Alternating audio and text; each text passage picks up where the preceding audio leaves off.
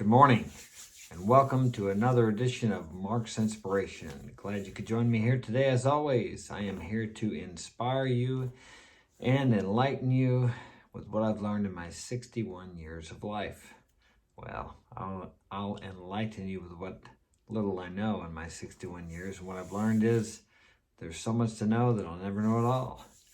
As I say many times, I wish I was a teenager again so I could have all the answers. I thought I had all the answers, but I didn't. So why am I here? I'm here to pass on what has been passed on to me.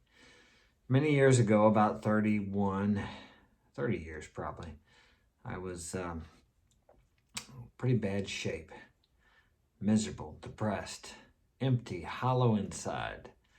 And I found this man to mentor me. And I remember going over to his house and crying about how badly I felt because my girlfriend had dumped me. It had been about a year or a year and a half, and it still seemed like yesterday to me. And he said, get out the notebook there. So I did, and he said, write a letter to her. I thought, shit, what am I going to write a letter to her? I don't want to write her a letter. I did it. This guy was a former Green Beret. He was a big, badass son of a bitch. He was. So I wrote the letter. He said, all right, let's go outside. Grab that shovel. So I grabbed the shovel, and I needed someone to tell me what to do at this time because I sure as hell didn't know what to do. I was miserable. Nothing made me feel good anymore. I'd taken out some girls since my girlfriend dumped me. Beautiful girls, but man, nothing worked. I couldn't do sports. I hurt my back in my last pro fight, and I couldn't do that. I had to work, of course, and still had all the material things I needed, but I just was empty inside. So I grabbed the shovel like he told me to do. We went out to the garden and he told me to dig a hole. I dug a hole, read the letter, put it in the ground and buried it. We went back over and sat down in the lawn chairs outside, and he looked at me, he said, you feel better, don't you? I said, yeah. Amazingly enough, because I didn't understand how that could help me at all, but somehow that did help me. He was working with me on a psychological level, on a spiritual level. It really had nothing to do with the letter or digging the hole. It was the action of putting something to rest. He said, when you get big and strong like me, he said, you're going to pass this on to others, just like it was passed on to me. And so that's what I'm doing here. I'm passing on to you what I've learned in life from that great man. He's passed on now, and from many other men which I've listened to. I've had the wonderful opportunity to sit with groups of men for years and years and listen to them talk about their problems and the solutions they come up with to solve those problems. Life is a continuous problem, and we can either live in the problem or we can live in the solution. The choice is always yours. You can write your own story. What do you want your life to be like? If you continue to look at your past like you're a victim, no matter what happened to you, and I know there's some terrible things that have happened to people that haven't happened to me, and I'm grateful for that. But regardless of what it is, you can look at it with the perception or the perspective of victimization or as a victor. How can you use that? How has that happened for you instead of how has that happened or why has that happened to you? Why me? Why me? Why not you? Why not me? Why were you born in a first world country if you are? Why were you born in a third world country where you can't get enough food to eat? Why is not going to get you where you want to go? Why not you? What can you do with it? How can you make the best out of it? How can you learn to enjoy your life? Don't compare yourself to other people who are more successful. The media puts out there the people, I would probably be the 0.5% of the top 1% that you see on the news and the media. The great successes. Don't compare yourself to those people. You have no idea what their life is like on the inside. Are they fulfilled? Are they happy? Or are they continually chasing money, thinking that if they just get this amount, they're going to be okay? That's a never-ending chase.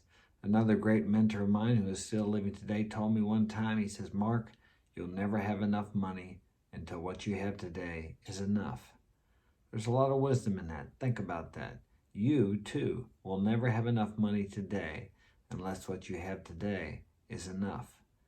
You have to live in the concept of enough and abundance. Because if you're constantly thinking about never having enough, it doesn't matter how much money you have, you'll never have enough, regardless of what that amount is. Some people pursue that to the gates of insanity or death. Is the love of money the root of all evil? No, I don't think so. The lust of money. Lust is much different than love. Lust destroys, love builds up. I love having money. I love money. I love that I can help people. I can help organizations that have helped me. I can give to those organizations that have made me what I am today, that help other people to become what I've been able to become in my life, to enjoy the fulfillment and the happiness I have in my life. I don't only give money to these organizations, I give my time. I help people for free. I have a client right now wanting to book a session with me. I don't think he knows what my prices are, so I told him, I said, did you go to my website and check the prices and the options? He said, no, I haven't, but I will. So we'll see what he says when he comes back. I charge a considerable amount of money, but sometimes I do things for free. Actually, I give more counsel free than I've ever given paid. But I do get paid. Not directly from the person I'm giving it to, but it comes back to me, because you cannot give value out into the universe without it coming back to you. It's impossible. Just like you can't jump off of a building and not hit the ground, unless you have a parachute, but you're still going to hit the ground sometime, regardless of what brings you down. What goes up must come down, as they say. The value you put out comes back to you multiplied somewhere. But don't try to think about it coming back from where you put it out. But it will come back. It has to. In the same way, if you take value from other people, or if you steal from other people, maybe not materially, but emotionally, you steal their peace of mind, you steal their happiness, you bring sorrow into their life. Guess what's going to be taken from you? That will be taken from you multiplicatively. Your emotional stability, your emotional happiness, your fulfillment. If you add that to other people's lives, it will be added to your life multiplied many times over. If you take that, which I did before I was 30 years old, I remember ending up in my apartment, and I've said this many times, by myself. I remember the night like it was yesterday. I looked in the mirror and I hated what I saw. I thought it was my body, but it wasn't. I hated what I saw inside of me. What you see when you look in your eyes is not your physical reflection so much as what you are on the inside. What you are speaks so loudly, I can't hear what you're saying. That's what you need to work on. That's what you need to fix, or to grow, or to nurture, or to cultivate. The inside man. Many people think that when we go to women here, I talk about women a lot, relationships. Many people think to have a good relationship or to have a good woman, you got to be good looking, you got to be this tall, you got to be this, you got to be that. You got to be on the inside before it ever manifests on the outside. You have to become the man on the inside. I don't care what you look like. There are many guys that have a beautiful body that don't know how to deal with women. They have no woman, they can't pick one up, they get turned down because they're empty in here. They're weak in here. That's where it counts. You got to be it here first, in consciousness, within you.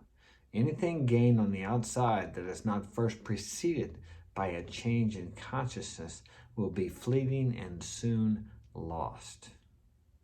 Keep that in mind whenever you're trying to achieve something. Become the person that is the rightful owner of whatever it is you want. Become that person. How would that person act? What would that person think? What would that person be? And then be that. And then whatever you desire in your life, whether it be money, fame, whatever kind of success, it will be drawn unto you. According to your faith or your belief in yourself, it is done to you. It doesn't say you have to go out and do it. Now, I'm a firm believer in action. I take a lot of action. But the action is inspired action. Whenever you go out there and try to consciously make it happen with your plan, and it's good to have a plan, you will fail miserably. You may accomplish a little something, but it's going to be a hell of a lot of work and really hard, and you may end up losing it anyway. You have to become the person inside, and then these things come into your life. Is he rich because he's happy, or is he happy because he's rich? It's the former. He's rich because he's happy, because he's rich on the inside. Take Grant Cardone. Take away all his money, he will have it back again in a short time. And he proved that when he did that, was it a Discovery show he did where they took everything away from him and sent him to a town where he knew nobody, had no contacts, and in a short time, he had a big deal going on. How did he do that? Because he's rich on the inside. He's rich on the inside. To he who has, more will be given, and to he who has not, even what he has will be taken away. And the way that works is, if you've got it on the inside, you'll get more of it. And if you don't, and you think lack, you're going to lack more and more and more. And that doesn't just mean money. If you feel like you're lacking something in other areas of your life, it will spread to all areas of your life. Be careful what you're thinking about. Think about what you're thinking about. Think about those internal conversations you're having daily, especially the ones you have about yourself. When you make a mistake, do you tell yourself that you're stupid? Do you berate yourself? Would you talk to your best friend the way you talk to yourself when you make a mistake? No, probably not. Then why do you talk to yourself like that? Build yourself up. Be your best friend. Be your best, pom-pom cheerleader. Be your best cheerleader. You're always going to be with you. Have a great relationship with yourself. Look in the mirror, as Louise Hay taught, and tell yourself how remarkable you are. I try to keep the cussing to a minimum here. Try to be YouTube compliant. Tell yourself what you want to be as if you are when you look in the mirror, and say it with emotion. Use it with the same emotion, or say it with the same emotion that you use when you're complaining about something that you don't like. Yes, we all complain. If you're complaining about something, you're focusing on something you don't like, and guess what that complaining does? It magnifies it, and you will get more of what you don't like into your life. Well, the reverse is also true. If you talk and focus on what you want with emotion, with affirmations, use visualization, these things too will be magnified and grow in your life. It's really that simple. It's all you have to do. You've created, or you've stepped into the reality you have today with your thoughts, your talk, your thinking, your words, all that, your visions. You have created. I don't really know if you create your reality or you step into the possibility, the infinite possibilities that exist. Either way, you can have the reality you desire.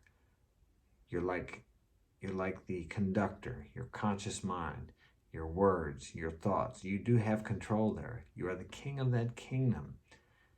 Use that power you have within you to create the world you desire. Not just for yourself, but when you're happy, when things are going good for you, look how you react and respond to other people. You treat other people better, you're more giving, you're more generous, you're kinder. So yes, God or universe or whatever you desire to call it wants you to be happy and successful.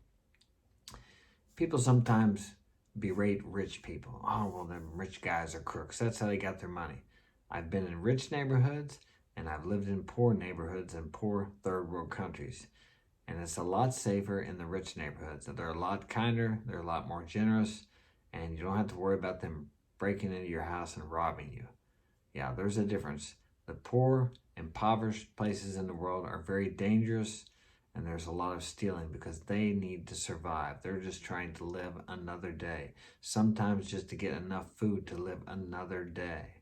In the rich neighborhoods, or like in the U.S. here, even in the middle class neighborhoods, that's not the case. So poverty is really a curse. Being rich is not a curse. It's not something to look down upon people because they have money. They got it by right of consciousness.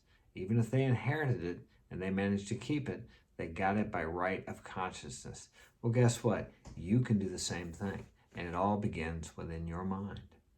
Thank you for joining me. If you'd like to get my help personally, my website is marksinspiration.com. If you have a question or comment, leave it in the comment section, or you shoot me an email if you'd like me to speak about something here on the videos. I'd be glad to. Have a great day, and I will see you tomorrow.